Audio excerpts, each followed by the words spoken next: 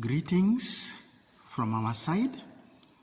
Today I want to welcome you to a topic that introduced calculations into chemistry.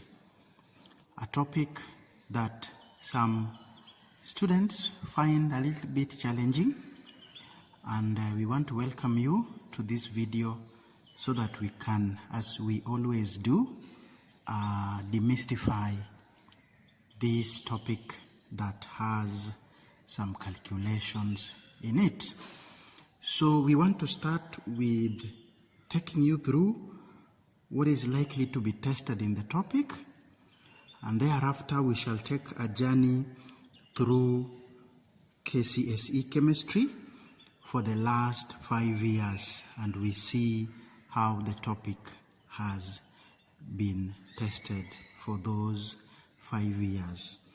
So these laws, the first area that is likely to be tested is the statement of the law.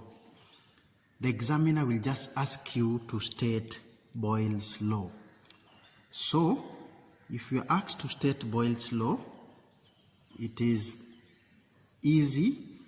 Boyle's law simply states that the volume of a fixed mass of a gas, the volume of a fixed mass of a gas is inversely proportional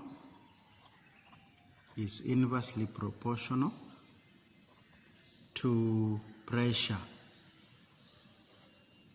at constant temperature.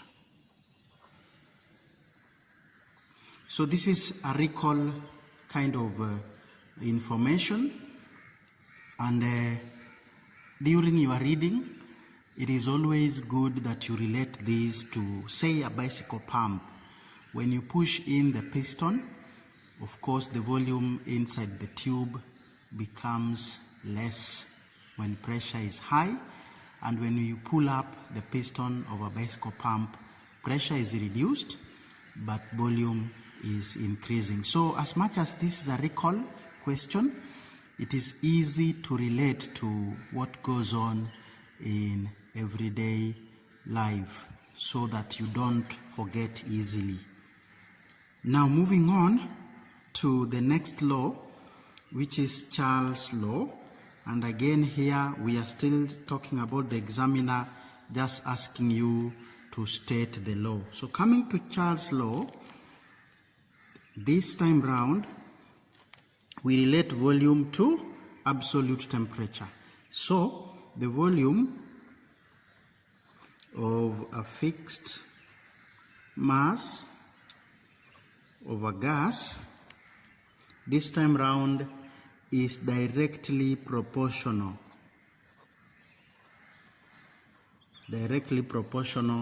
to absolute temperature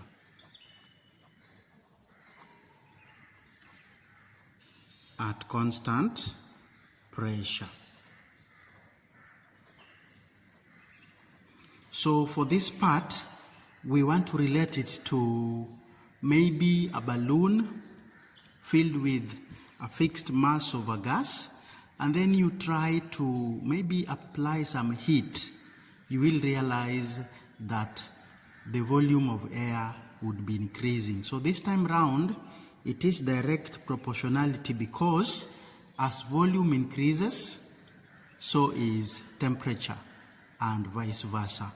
For Boyle's law, we saw a case where as pressure is increasing, it is the opposite that happens to volume, and that is why the proportionality in Boyle's law was what we call inverse proportionality. This time round, the volume is increasing as absolute temperature is increasing. So this is now direct proportionality. Now we are introducing something here called absolute temperature.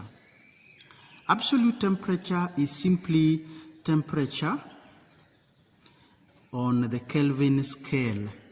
Temperature on the Kelvin scale. So any calculations involving Charles' law, if they are expressed in degrees Celsius, they have to be converted to the Kelvin scale first.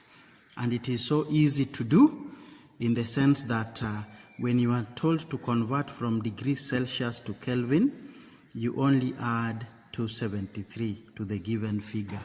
You will have obtained what we call absolute temperature on the Kelvin scale. Then we have the next law, the Graham's law of diffusion. This one talks about rate of diffusion. So the law states that rate of diffusion of a gas, of course at constant temperature and pressure,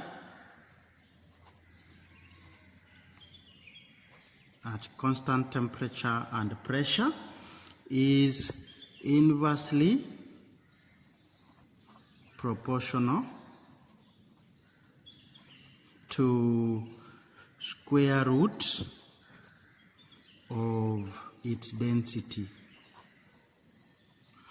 So here again, when we have a gas that is dense, a gas that is heavier, a gas that has higher density, then the rate of diffusion is slower. So the kind of proportionality is also inverse. As density increases, rate of diffusion decreases. Good. Now, apart from statement of the laws as we have done up there, an examiner may also be interested in asking you to explain the law, explain the behavior of gases, and this is usually done in terms of the kinetic theory of matter. So for example, you can be asked to explain why decrease in volume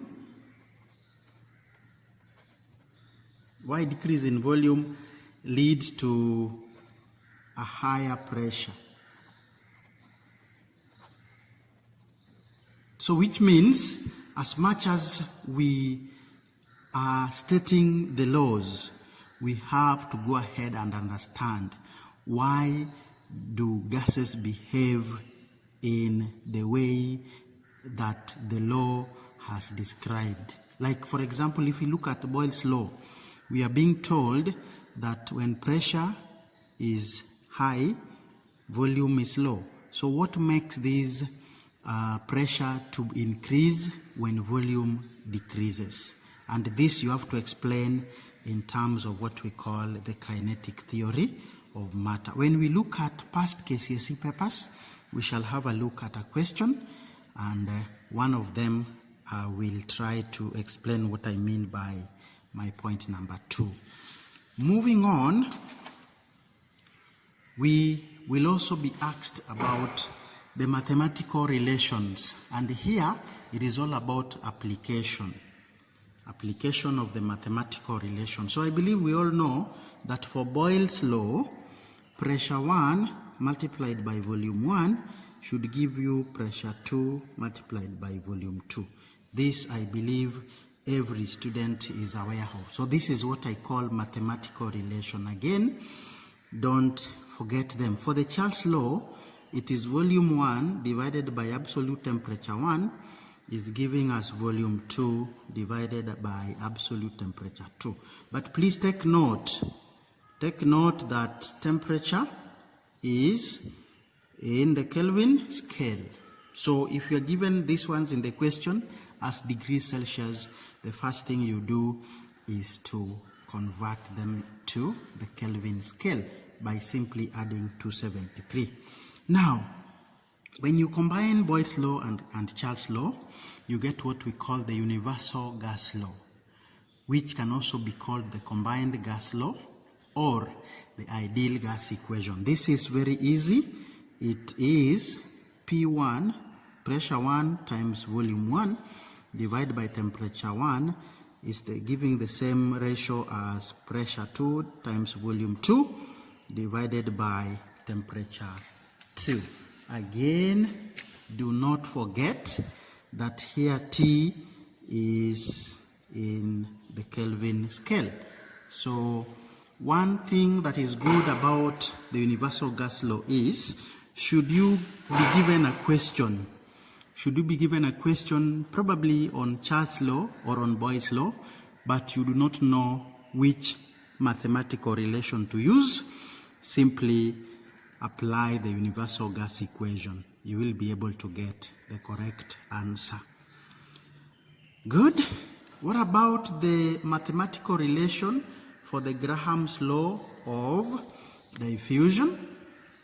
Here we are comparing two gases, and we have three relations depending on what you have in the question. The first relation is that rate of diffusion of gas A over rate of diffusion of gas B should give you the density, the square root of density of gas B divided by square root of density gas A. So I want you to take note of what happens to the gases A, B, B. Don't confuse. So this one we normally use when you are given densities. Next relation we use when we are given the relative molecular masses. So again here, rate of A by rate of B should give us what? Square root of relative molecular mass of B by the relative molecular mass of A. Again, take note where the gases are.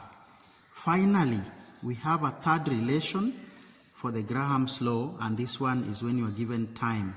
Time of A by time of B is equal to root of relative molecular mass A over root of molecular mass B. Take note that kind of the A's are now on the same line as B. This we didn't see for the first two relations. But there is a catch for our third relation. For you to use this, the rule is the volumes of the gases must be equal. So this relation only works for equal volumes. Suppose you are given a question that volumes are not equal, you have to rather, in quotes, equalize them first. We have a sample which we are going to look at in a moment. Next, apart from the mathematical relations and the statements, the examiner may also ask you about graphical representations. And here we only have most of the time being asked about Boyle's law. So for example, if volume is plotted against pressure in Boyle's law, at low pressure we have said the volume is high, and at high pressure the volume would be low. So here we shall have a curve that's slant like that. Okay, then when now you plot volume against 1 over pressure, then you end up with a straight line curve, a straight line graph, that passes through the origin. So these are some of the few areas in the topic that a student should remember. So we want to take a tour through past KCSE papers from 2016 to 2020 so that we can see what the examiner always expects of us. And we are starting with 2016 KCSE paper 1, number 20. So let's read the question.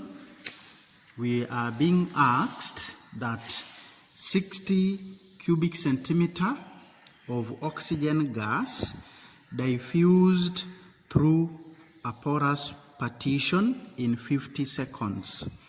How long will it take 60 cubic centimeters of sulfur 4 oxide to diffuse through the same partition under the same conditions?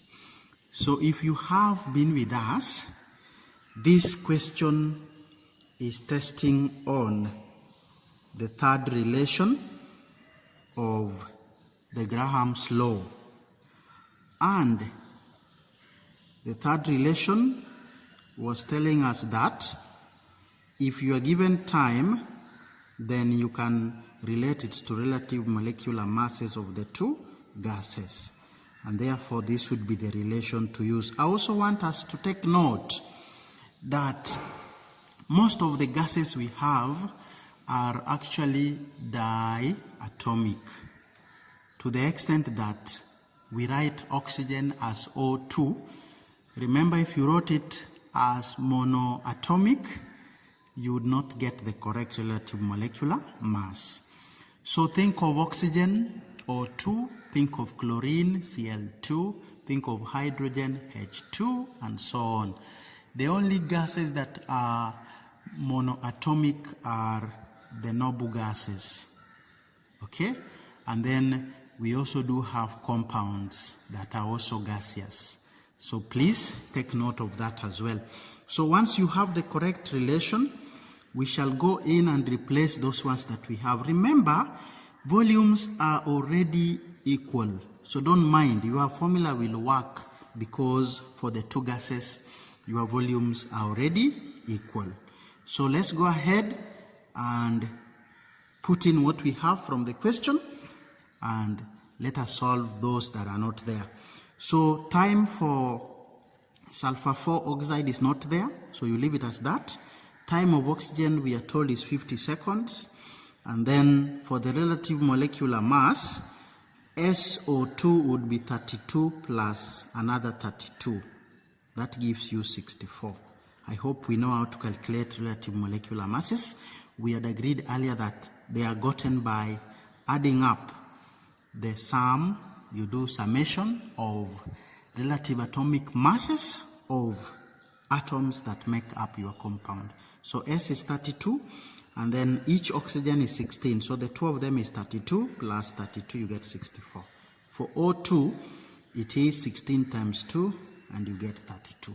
From here, going on to find the answer, it is now mathematical, nothing chemistry. So we will simplify this part using our normal calculator. So time of sulfur 4 oxide over 50. If you do this, you should get root 2, square root of 2, and square root of 2, if you do in your calculator, you get 1.4142. So what we are saying is T of sulfur 4 oxide over 50 is equal to 1.4142. This is always over 1. So when you cross multiply, TSO2 is 1.4142 times 50, and you get 70.71 seconds. That would be the answer to your question for 3 easy marks. Good. Moving on, let's now have a look at 2017. 2017.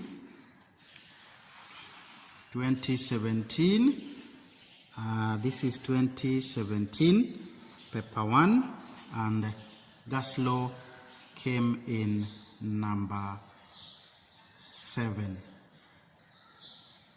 So what were we asked in number 6? Sorry, state Charles law, and this one we have done before. So you simply tell them that the volume of a fixed mass of a gas, we say, is directly proportional to absolute temperature at what? Constant pressure. Well, good enough for that.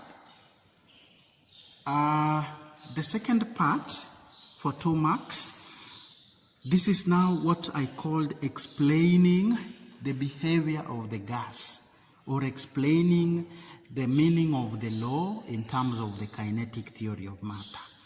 So we are being asked, explain why the pressure of a fixed mass of a gas increases when the volume is reduced. Well, so to answer this question, we need to think in terms of behavior of the gas particles. And the answer expected here was, as the volume decreases, what happens? There is increased bombardment. There is increased bombardment, or what we call collision of molecules against the walls of the container.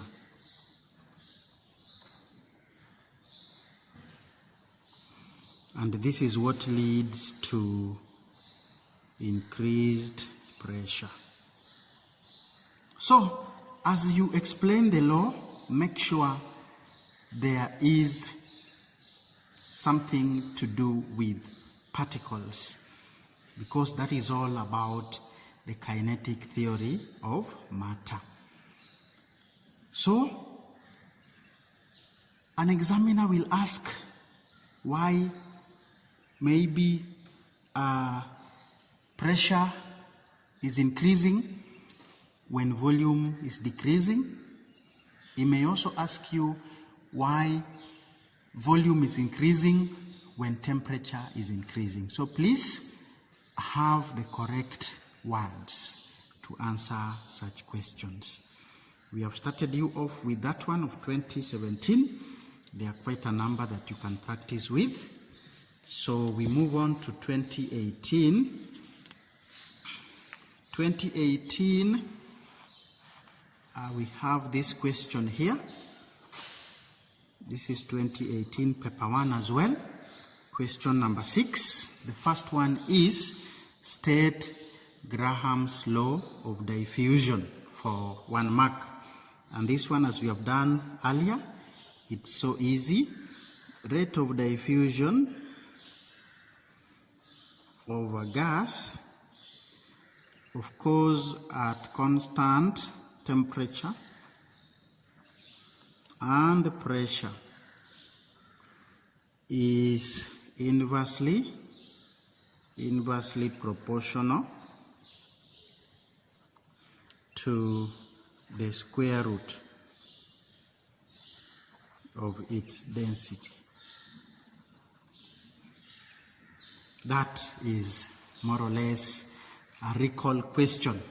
Now, to the second part of it, explain why a balloon filled with helium gas deflates faster than a balloon of the same size filled with argon. So this is all about density. And we know helium is a very light gas compared to argon. So because it is lighter than argon, its rate of diffusion out of the balloon would be faster than that of argon. So how do you present your answer?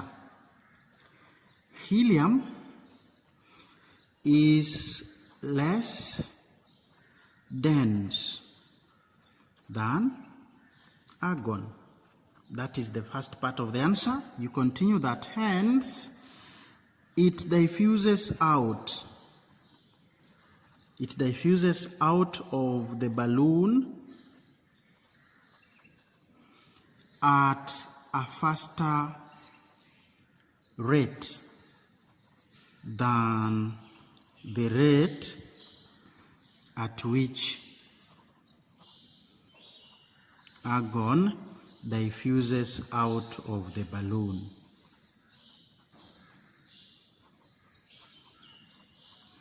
So that is all about comparing the rate of diffusion. So if you put argon in a balloon, same volume of course, and helium, you find that the balloon that is filled with helium will deflate faster because the rate of diffusion of helium is faster than that of argon, owing to the differences in density.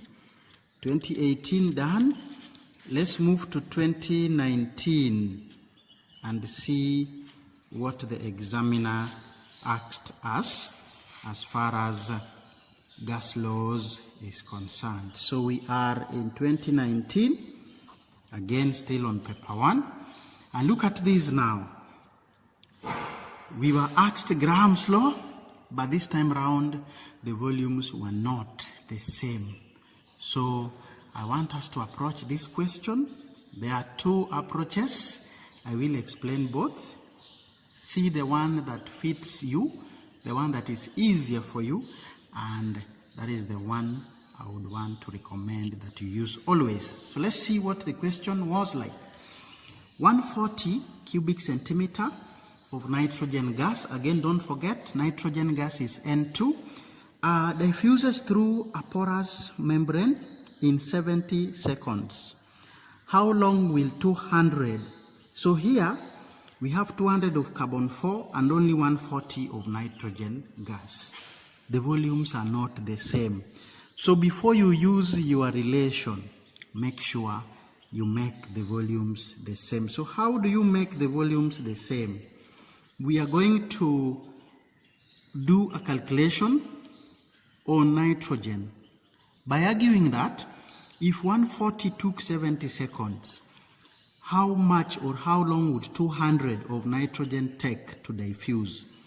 So the first part of the question, we are rather like making the volumes to be the same. So we start by saying that if 140 cubic centimeter, this is for nitrogen gas, was able to diffuse in 70 seconds. Suppose we used 200 cubic centimeter, so that we equate the volume of nitrogen to that of carbon 4 oxide. So doing a quick cross multiplication gives 200 times 70 divided by 140, and that gives me 100 seconds.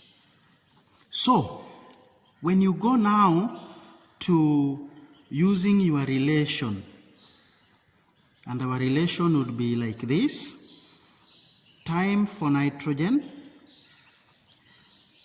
by time for carbon 4 is going to be equal to the square root of relative molecular mass of nitrogen by relative molecular mass of carbon 4. But we said this only works if volumes are equal. So what we are doing here is to equate the volume.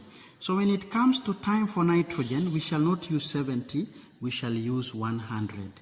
So our next step is 100 over time for carbon 4 oxide, we do not know, equals to root of RMM of N2 is 28, because N is 14.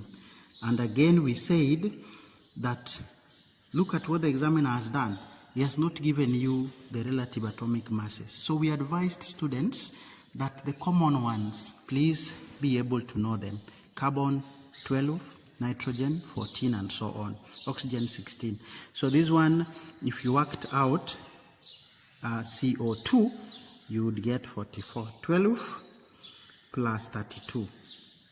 And for nitrogen, it is 14 times 2, which gives you 28. So from here, as we have said earlier, you proceed mathematically. So here we sort out this in a calculator. 28 divided by 44, and then root of the answer, you should get 0.7977 if you work this root in a calculator. Then this is over 1. So T 0.7977 T CO2 is equal to 100. Cross multiply. So T of carbon 4 oxide would be 100 over 0.7977, and that should give you about 125.36 seconds as your answer. Now, to this question, there is approach 2. In approach 2, we can use volume of nitrogen and volume and time of diffusion to get its rate of diffusion. So let me take you through method 2. So in method 2, we can work out a rate for nitrogen. So rate for nitrogen is given by the volume divided by time, and that gives you 2 cubic centimeters per second. That is the rate of diffusion of nitrogen. Then you go ahead and now use this relation, rate of nitrogen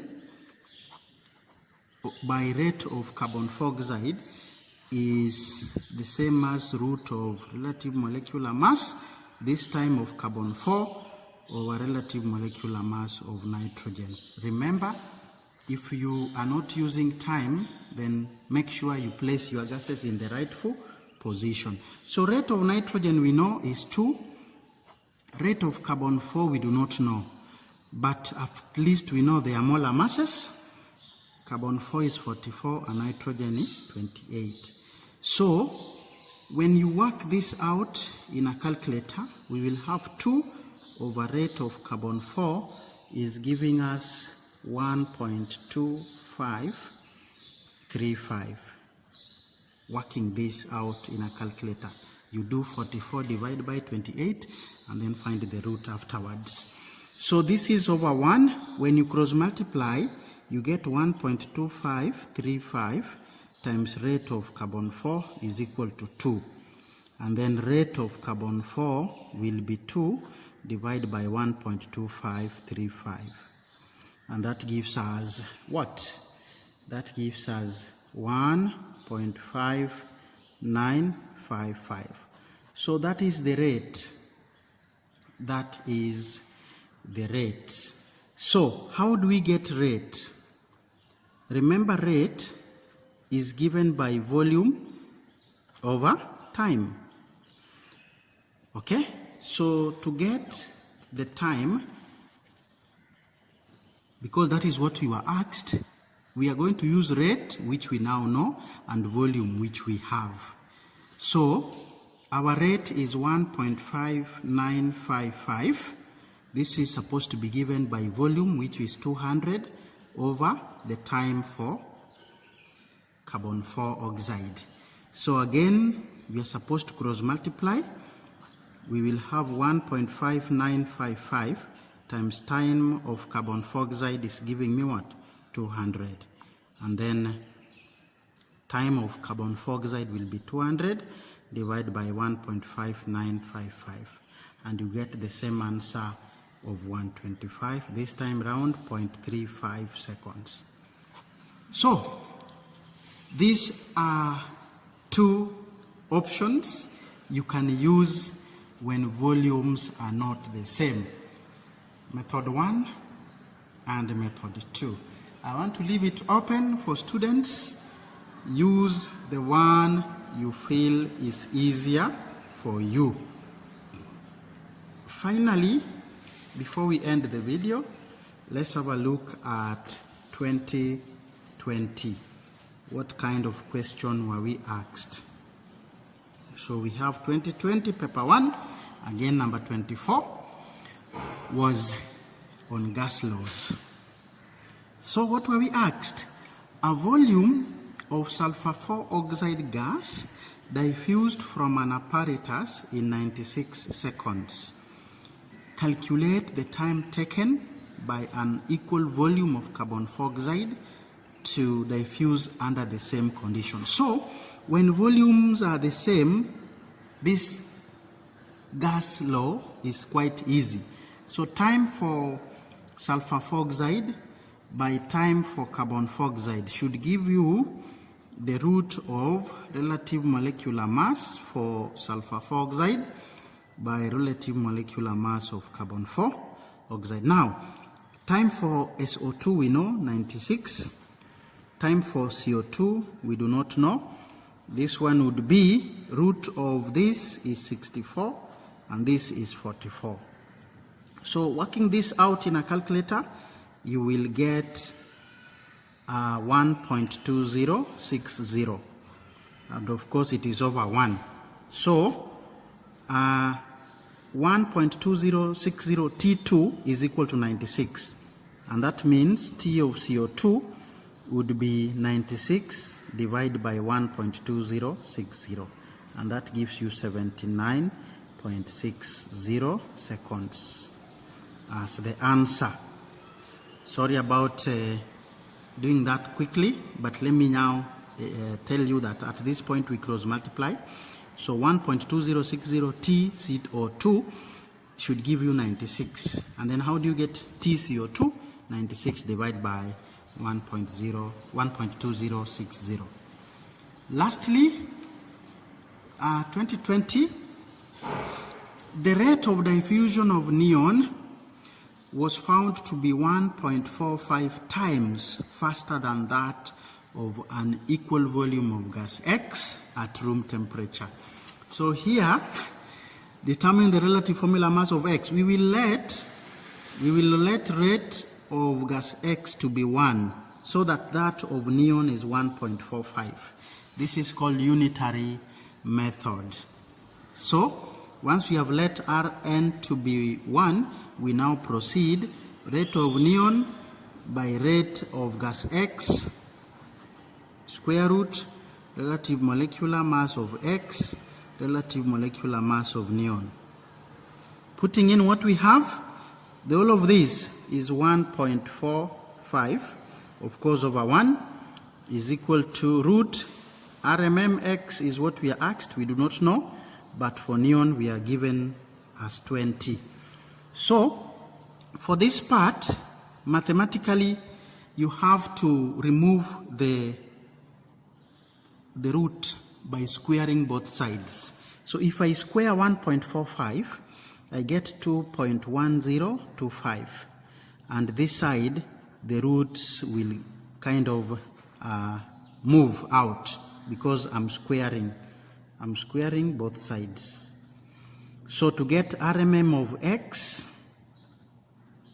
I multiply 20 by 2.1025, and my answer should be 42.05, which is 42.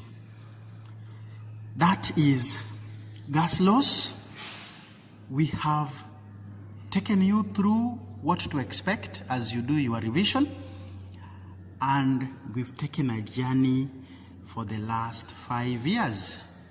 Continue to be with us, subscribe, spread the word, and as usual, we wish you the best as you pursue this beautiful subject that will lay foundations for a lot of careers to be picked at the university level. All the best. God bless you.